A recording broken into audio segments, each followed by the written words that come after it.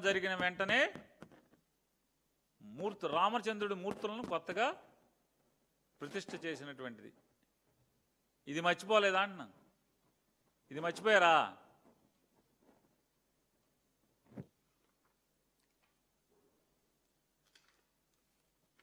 మర్చిపోదామా నారసింహుడి రథాన్ని ధ్వంసం చేసిన మూర్ఖులను? మీరు మర్చిపోవద్దు.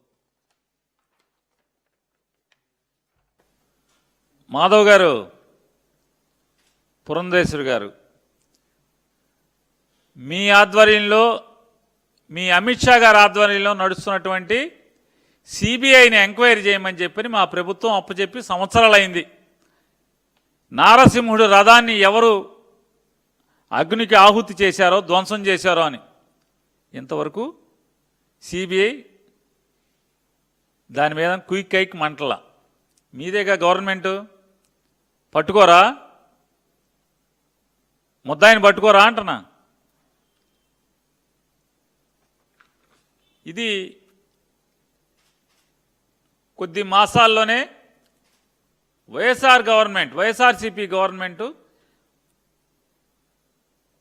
తప్పుడు ఎదవలు ధ్వంసం చేసినటువంటి స్వామివారి నారసింహుడి రథాన్ని పునర్నిర్మాణం చేసి స్వామివారి సేవలకు అంకితం చేసినటువంటి చరిత్ర జగన్మోహన్ రెడ్డి గారి ప్రభుత్వాన్ని.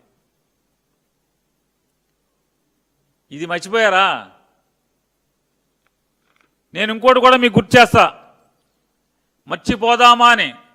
మర్చిపోదామా? భారతీయ జనతా పార్టీ ఆంధ్రప్రదేశ్లో ప్రభుత్వం నడుపుతున్నప్పుడు, తాడేపల్లిగూడెంలో భారతీయ జనతా పార్టీ ఎమ్మెల్యే ఉన్నప్పుడు, తాడేపల్లిగూడెంలో రథం పెంటపాడనే గ్రామంలో స్వామివారి ఆలయంలోనేటువంటి రథాన్ని దహనం చేస్తే, ధ్వంసం చేస్తే కేసు లేదు, ముద్దాయిని పట్టుకోలేదు, రథాన్ని ఇంతవరకు పునర్నిర్మాణం చేయలేదు. మర్చిపోదామా? భారతీయ జనతా పార్టీ తెలుగుదేశం కలిసి చేసినటువంటి పాపాలని మర్చిపోదామా?